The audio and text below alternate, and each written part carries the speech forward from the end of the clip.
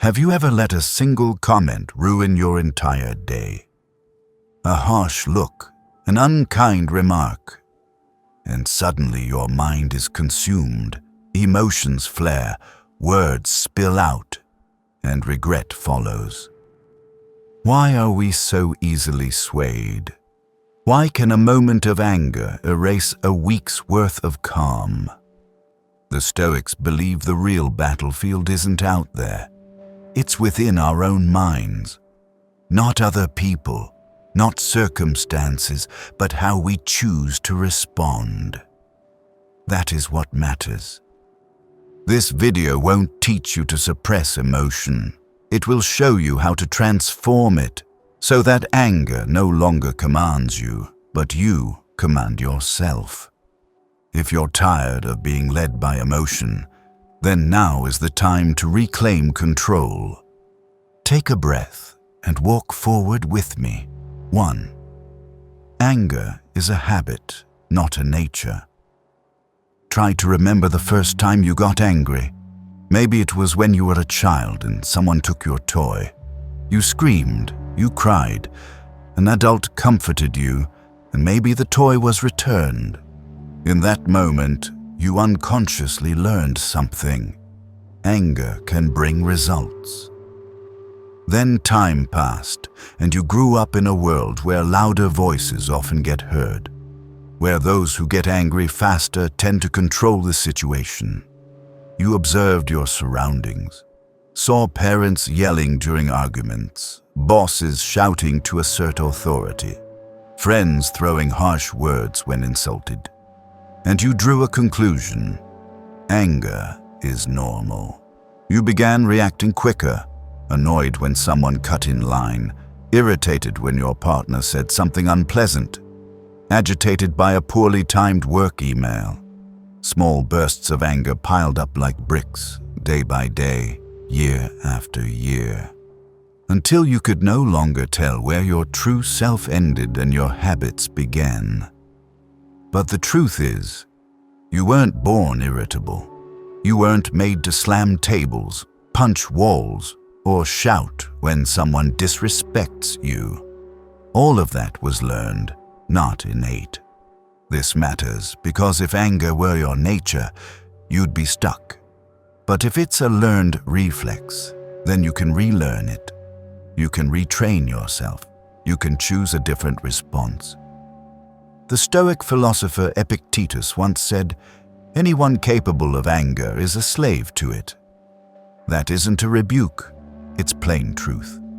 If you can't control your anger, you're not in command.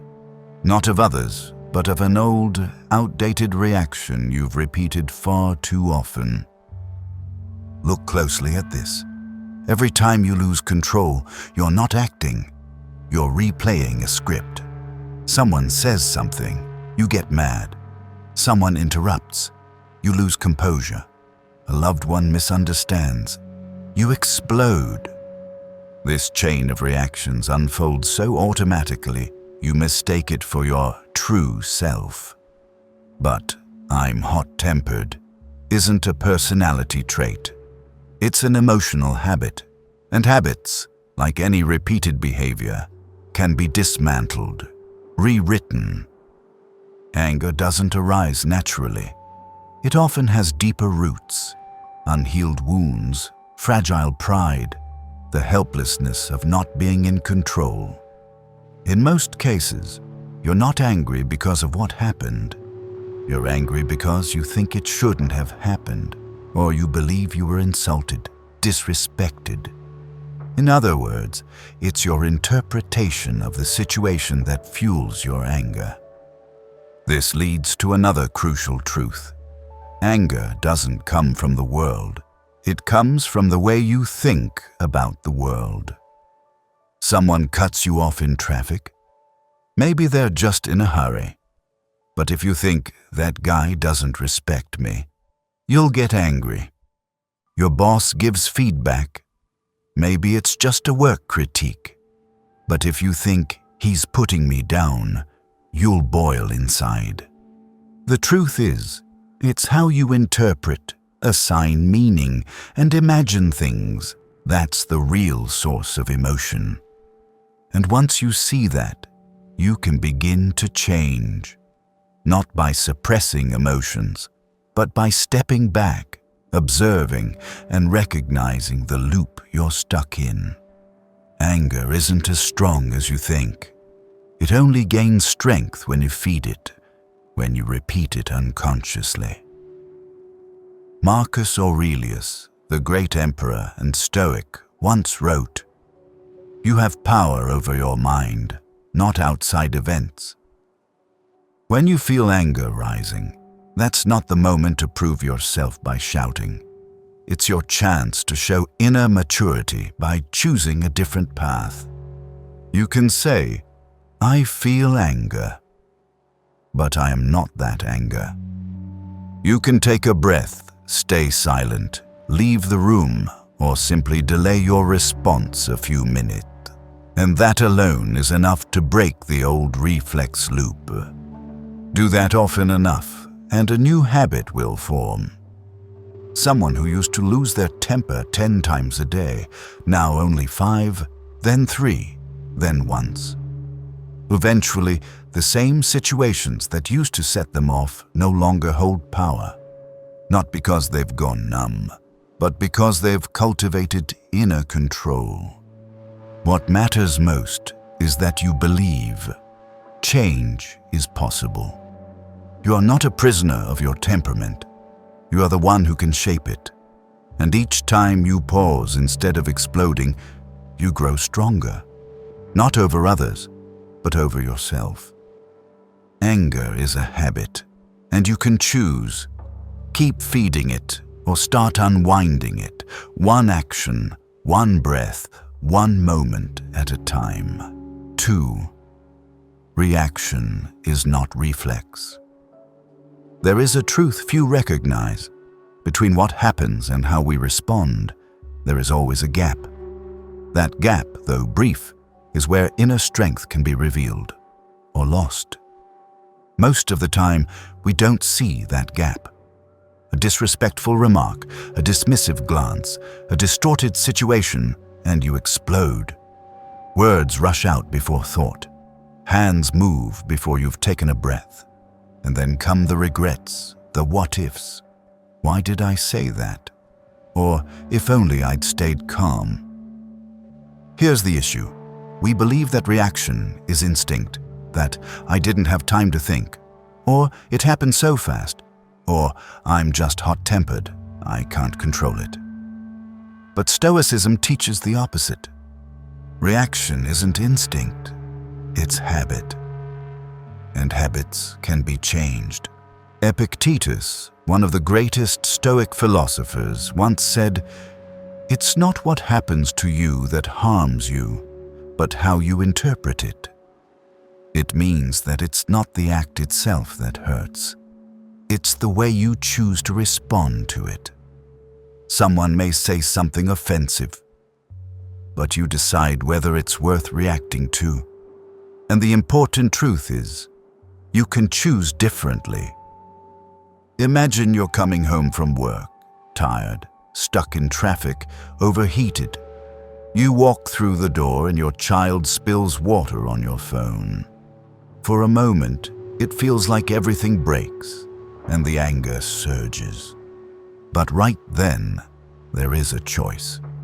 You could yell, place blame, frighten the child, or you could breathe, pause, and ask yourself, will this reaction help? Is this really worth ruining the whole evening over? Just a few seconds to disrupt the pattern, and you're no longer following the old reflex. Marcus Aurelius wrote in Meditations, "If you are distressed by anything external, the pain is not due to the thing itself, but to your estimate of it, and you have the power to revoke that estimate." This applies to every situation in life. You can't control what others say or do, but you can always control how you receive and respond to it. And the more you train this ability, the wider that gap between stimulus and action becomes. And the fewer times you'll have to say, if only. Many confuse reaction with action. Reaction is impulsive, unintentional. It comes from defense, from emotions at their peak. Action is different. It comes from intention, from thought, from values. Reaction is being controlled. Action is choosing your own path. Stoicism doesn't tell you to be emotionless. It doesn't ask you to stay silent forever or to suppress your feelings. But it teaches you this: wait until you're calm enough to choose the best response, instead of letting emotion run the show. And that's why the pause is such a vital practice in Stoicism. A 3-second pause before replying to a harsh email. A 5-second pause before saying something that could hurt a loved one. A 10-second pause before making a decision in anger. It's these pauses that shape your character, far more than anything you could ever say in the heat of the moment. 3.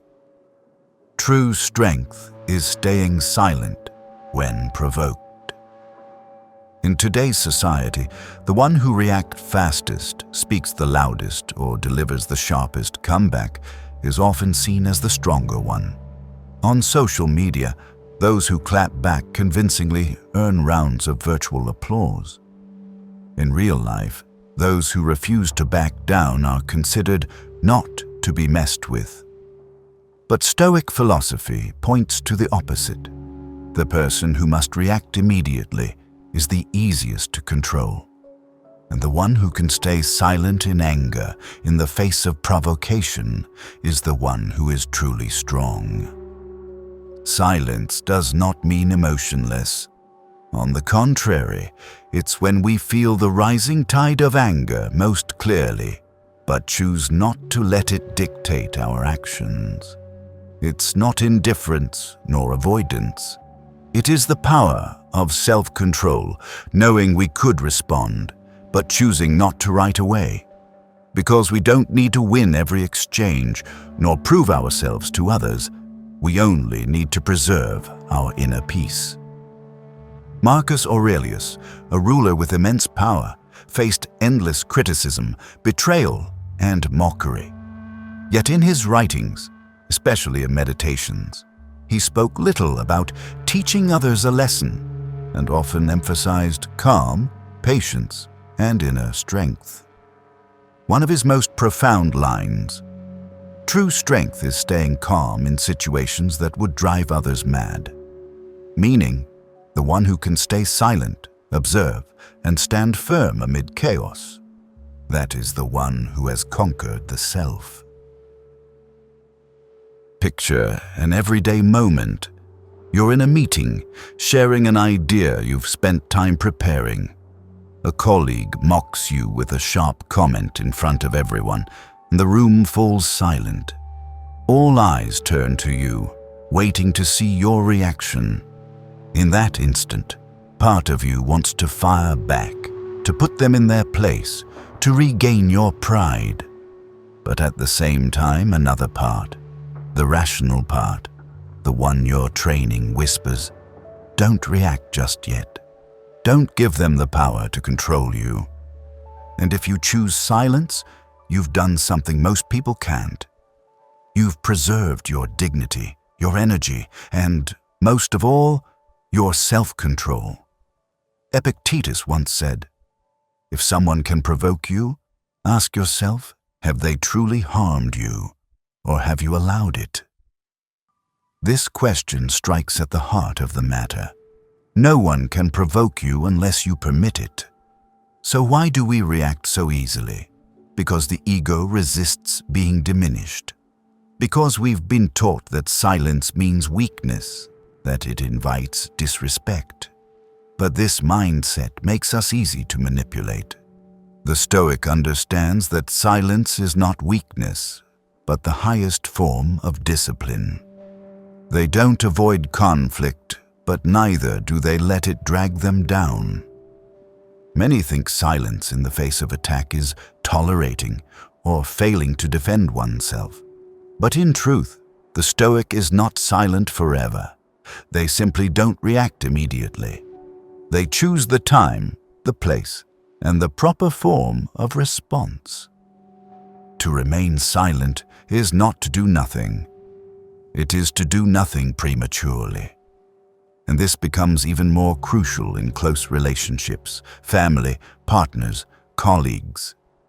Because one word in anger can leave a wound that lasts.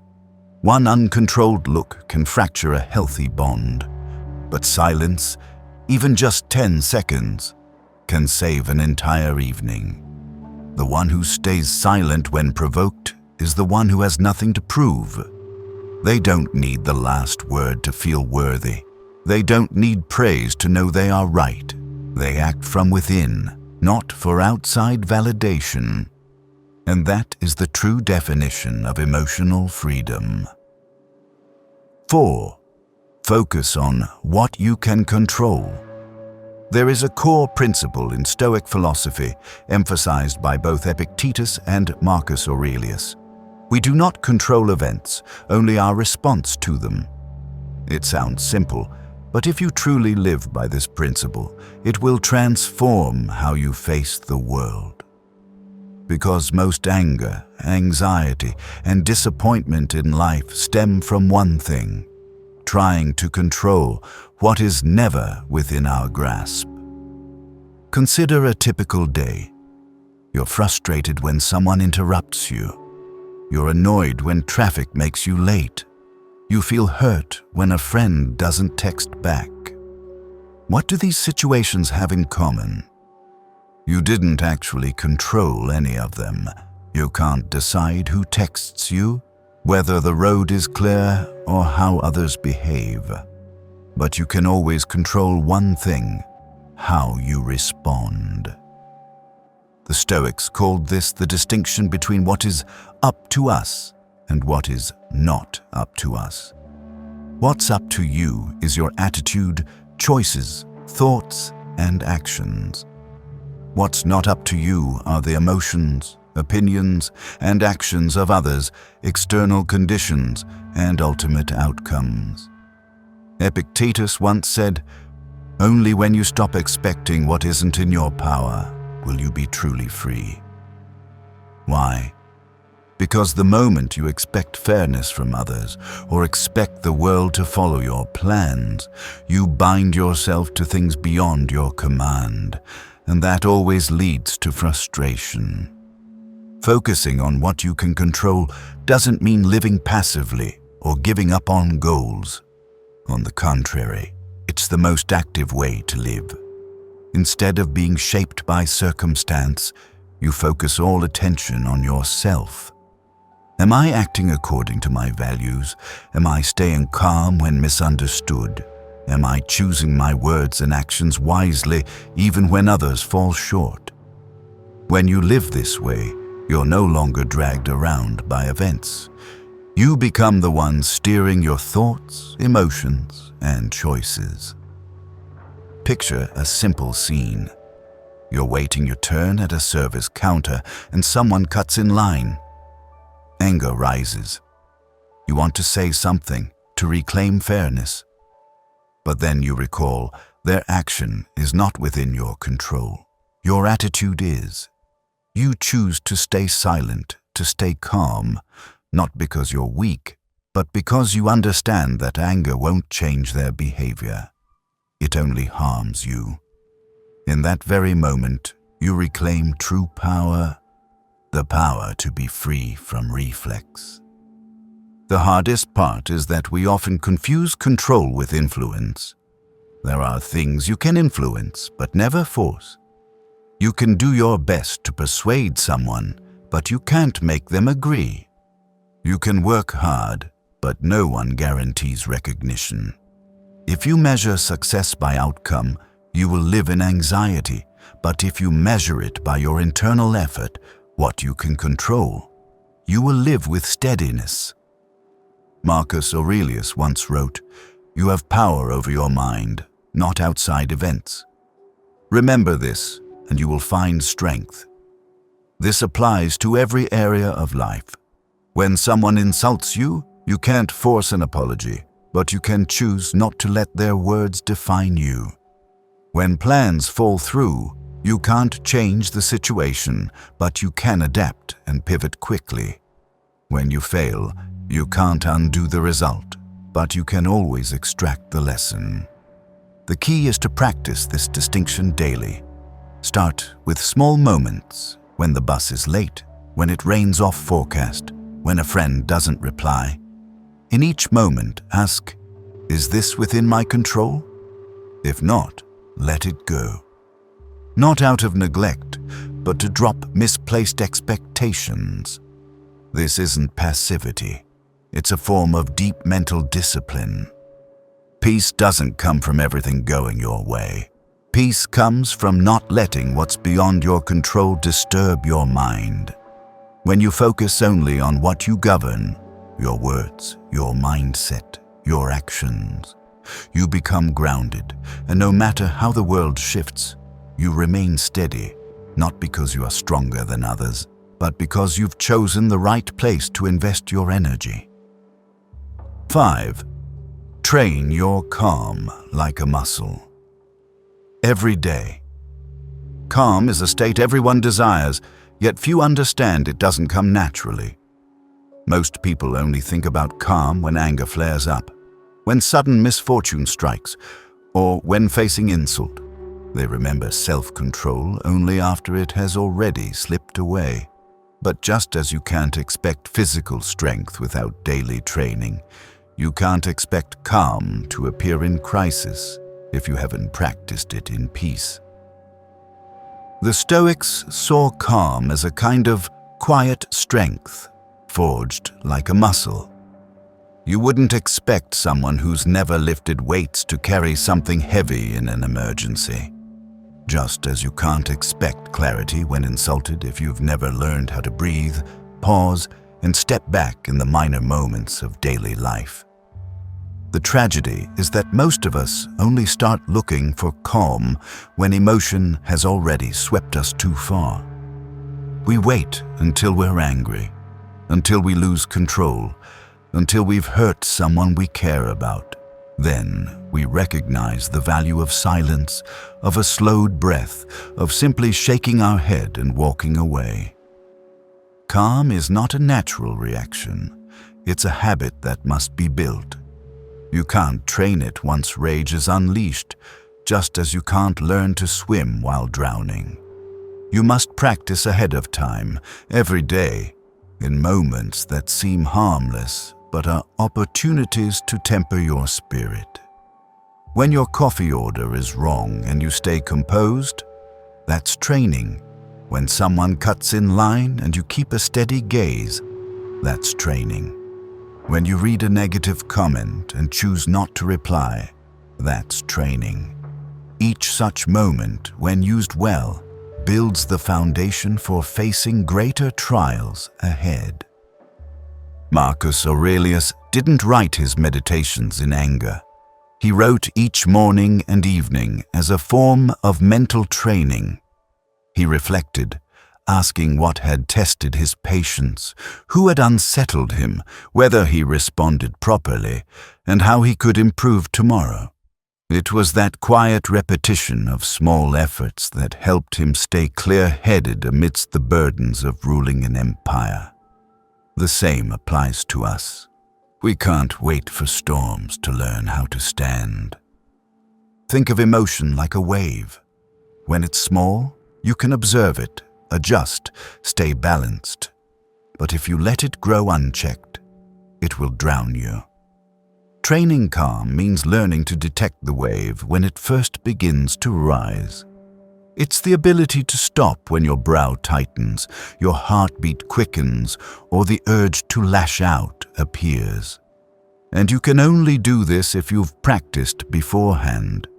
A person who routinely observes their emotions will spot anger early. A person who breathes slowly each morning will remember to do so under pressure. A person who sits quietly for 5 minutes each night will more easily find stillness in the chaos of life. You don't need a quiet retreat or a mountain monastery to train calm. Daily life is the best gym. When waiting for the elevator, stuck in traffic, cleaning up your child's spill, or being misunderstood, and you remain composed, these are your moments. And each time you overcome a reactive impulse, you've added another rep to your mental strength. Stability doesn't come from one great effort, but from thousands of small choices each day. Stoics don't reject emotion. They simply don't let emotion govern behavior. They don't strive to become cold or numb. On the contrary, they feel deeply, but they know what is worth responding to and what is not. They understand that a useless burst of anger can destroy clarity that took years to build. They refuse to surrender their calm for a fleeting provocation. That's why they train daily, not to be perfect, but so that in the moment that matters, they are not dragged back by old habits. Training calm is like training to breathe underwater. At first, it's hard. You'll forget. You'll slip into old reactions. But if you persist, something remarkable happens. You begin to notice the gap between feeling and action. You can choose silence instead of a comeback. You can walk away instead of slamming the table. You can offer a quiet smile instead of a harsh word. And you will realize, calm doesn't mean you feel nothing. It means you know exactly what you feel, but still hold the power to choose your response. That is freedom. And like all forms of strength, that freedom only comes from enough time, enough consistency, and enough patience. Don't wait for life to test you before you begin training calm. Start today with the smallest things, because when the real storm comes, you'll find you are ready. 6. Learn to let go of what no longer serves you. There is a common mistake people make in life. The more things fall apart, the harder they try to control everything. They grip their plans tightly, cling to expectations, try to adjust others' behavior, hoping the world will bend to their will. But the harsh truth is that life doesn't care about what you had planned. Everything can change with one phone call, an unexpected rain, or someone changing their mind. And if you don't learn to let go of what no longer serves you, you will spend your life exhausted, disappointed, and feeling betrayed by life itself. The Stoics understood that clinging is the root of suffering. It is not the event that hurts, but our refusal to accept that it has happened and cannot be changed. It is not change that steals our peace, but our attachment to how things should have unfolded. When you spend your whole morning planning a perfect day, and a minor event like a broken vehicle or a rescheduled meeting makes you lose your temper, that's a sign you are holding on too tightly to things beyond your control. The more you try to grip the ungrippable, the more you lose your grip on yourself. Epictetus once said, "You cannot control what happens, but you can control how you receive it." And to receive reality with calm, you must learn to let go. Not to give up, nor to abandon effort, but to release unrealistic expectations, misdirected control, and the habit of clinging to discomfort as if it were a permanent part of who you are. Letting go doesn't make you weaker. It makes you lighter, more adaptable, and, most of all, free. Reflect on the times you've lost your temper, the moments of extreme tension. How many were caused by the situation itself, and how many by your internal resistance? If someone misspeaks and you view it as mere clumsiness, it's easy to move on. But if you believe they must always fully understand and respect you, even a careless word can wound you. The pain doesn't come from their behavior. It comes from not accepting that people can act outside your expectations. Once you learn to release that control, you become less easily hurt. The practice of letting go begins with one question: is this truly within my control? If the answer is no, let it pass like a drifting cloud. You don't need to respond to every comment, resist every change, or control everything just to feel safe. Stoics don't avoid life, but they don't waste energy on what cannot be changed. They focus their strength on training the self, improving their responses, and building inner discipline, because those are the things that truly belong to them. There's a beautiful image in Stoic thought. Be like a rock in a stream. The water may swirl fiercely, flow unpredictably, but the rock remains steady. To be that rock, you cannot carry the whole current within you. You can't hold on to every word, every shift, every flaw in others as if it defines you. Learn to let go the way you dust off your coat. Maybe today you weren't heard. Maybe you were misunderstood, but none of that diminishes you, unless you allow it to. Letting go also means learning to accept reality as it is, without embellishment, without resistance. Marcus Aurelius once wrote, "Accept whatever comes as if it were assigned to you, like a thread in the fabric of the universe." He didn't say this to make us passive, but to remind us that resisting reality only drains us. When you accept that it's raining today, you'll bring an umbrella instead of getting angry. When you accept that people change, you'll adapt instead of blaming. When you accept that life is uncertain, you'll live each moment fully without being haunted by the unexpected. Letting go doesn't come from a single moment of enlightenment, but from daily habits of observation and adjustment. You start by letting a negative conversation end without needing the last word. You learn to ignore a rude comment without letting it color your mood. You stop replaying what can't be undone, and with each moment like that, you feel lighter, less tense, more whole. Not because life has become easier, but because you no longer carry unnecessary weight. 7. See conflict as a practice in self-control. Conflict is unavoidable if you live among people, work, love, build, and exist within any kind of social relationship. There will always be times when others misunderstand you, say the wrong thing, or do something that displeases you. At times, you'll be hurt by a word, an action, or even just silence. In those moments, the human instinct is to react in defense of the ego. We want to prove we're right, to correct others, to assert our place in the argument. But the Stoic chooses a different path. They see conflict as an opportunity to train the self, not a battlefield to defeat others. This is one of the key differences between someone who lives by instinct and someone who lives by reason.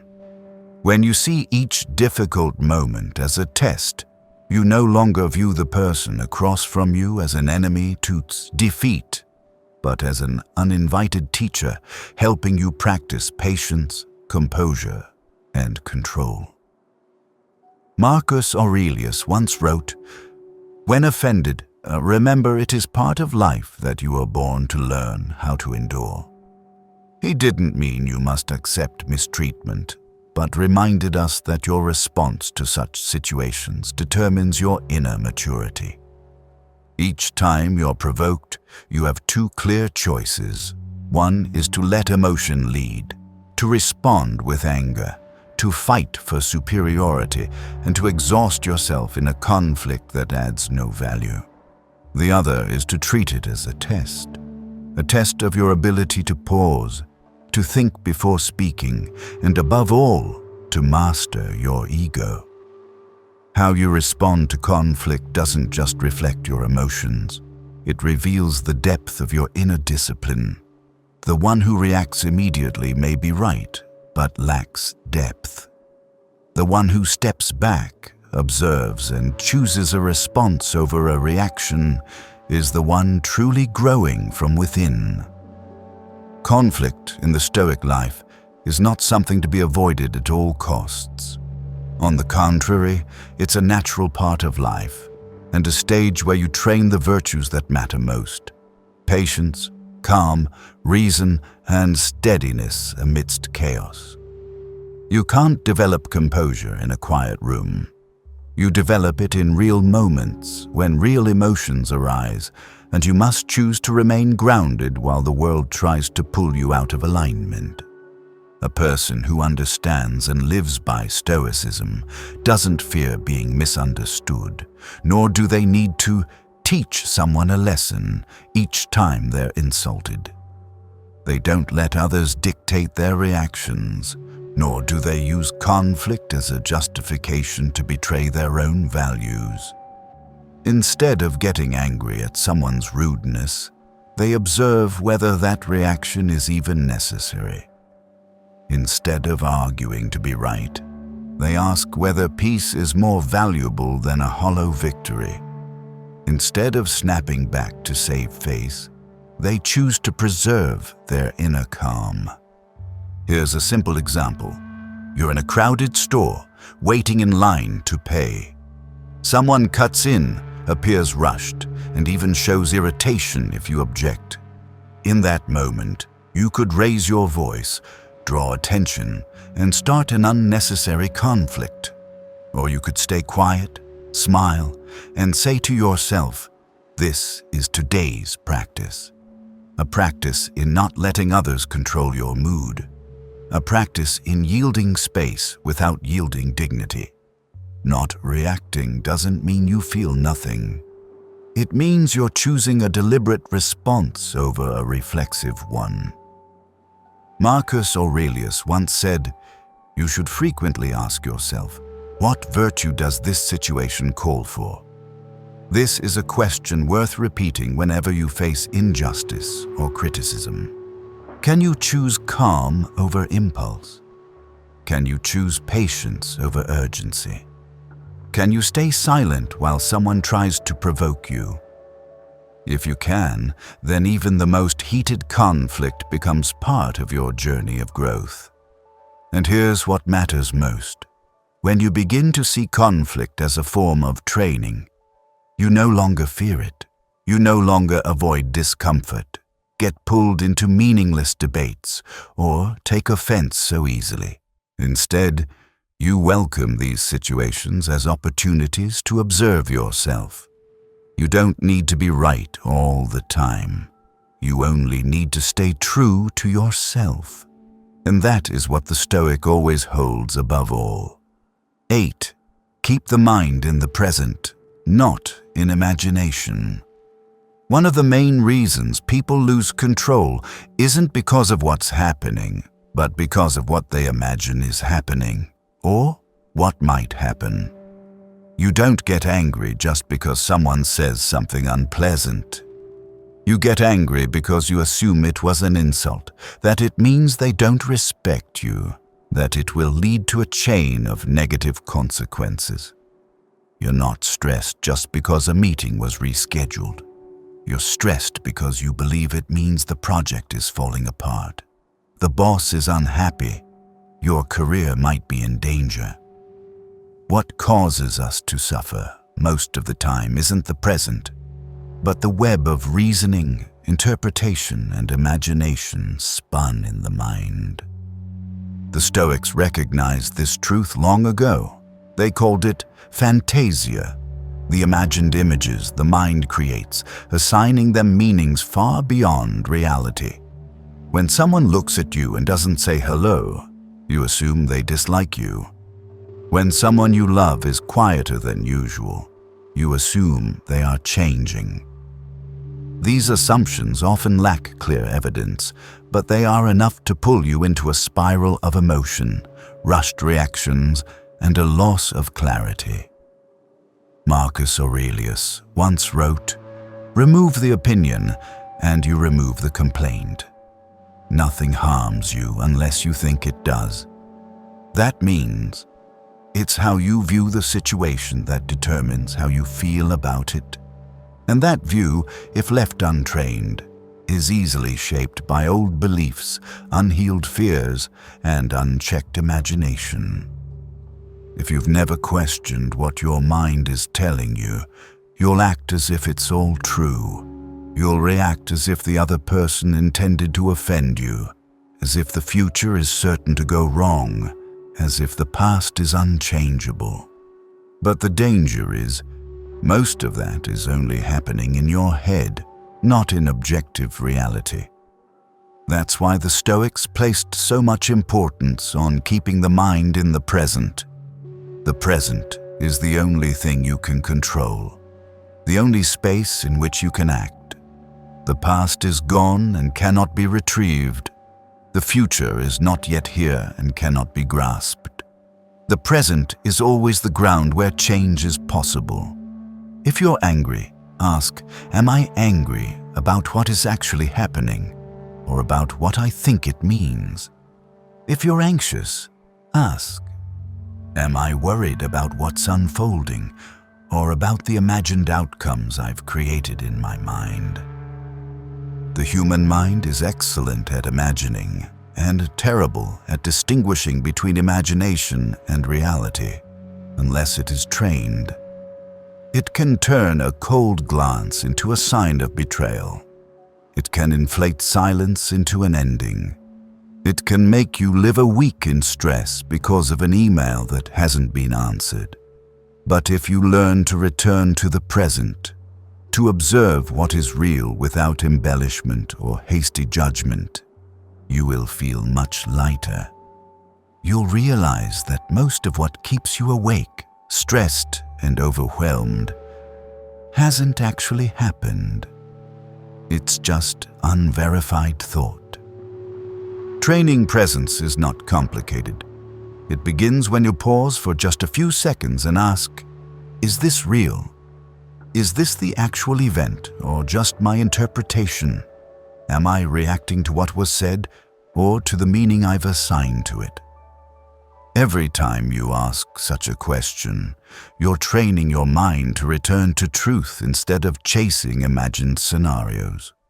And that's the first step to staying calm, avoiding unnecessary reactions, and preserving your dignity.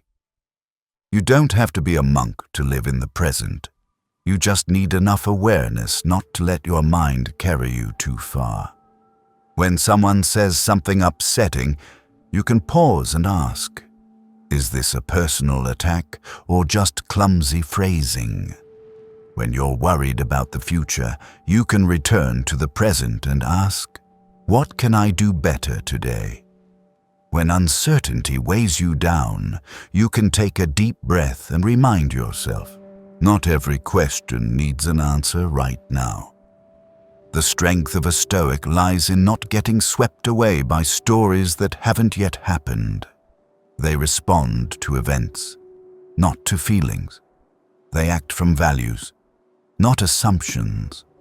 And so, they remain steady even when everything around them is unstable. Marcus Aurelius reminded himself often, "You could leave life right now." Let that determine what you do, say, and think. That wasn't meant to instill fear, but to remind you, the only time you truly have is now, and you cannot live fully if you're trapped in the past or anxious about the future. What you can do each day to keep your mind in the present is to start with very simple things. Pay attention to your breath. Listen to the sounds around you. Feel the sun on your skin. Observe emotions passing like clouds in the sky. Each time you do, you pull the mind back to what is real. And only when you live in what is real are you truly free. no longer ruled by imagined fears, no longer reacting to things that haven't happened. You become a person who lives with clarity, stability, and no longer gets lost in the stories your mind tells. I used to think that emotional control was for cold or insensitive people. I used to believe that if someone insulted you, you had to react immediately or risk being seen as weak.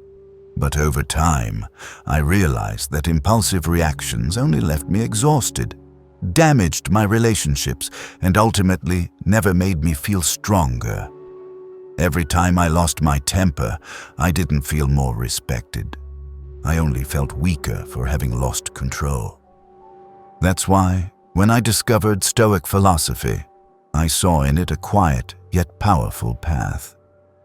I started trying to stay silent when provoked, to breathe before reacting, to observe my thoughts when emotions surged.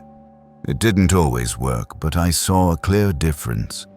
Fewer apologies, fewer regrets, and above all, fewer needless confrontations. What changed me wasn't some lofty idea. It was the simple truth that you cannot live in peace if your mind is constantly disturbed by others. And to protect that peace, you must train it like a muscle, consistently, patiently, and with daily awareness. If you found these reflections meaningful, please like, subscribe, and turn on notifications so you don't miss future content. Thank you for staying with me to the end.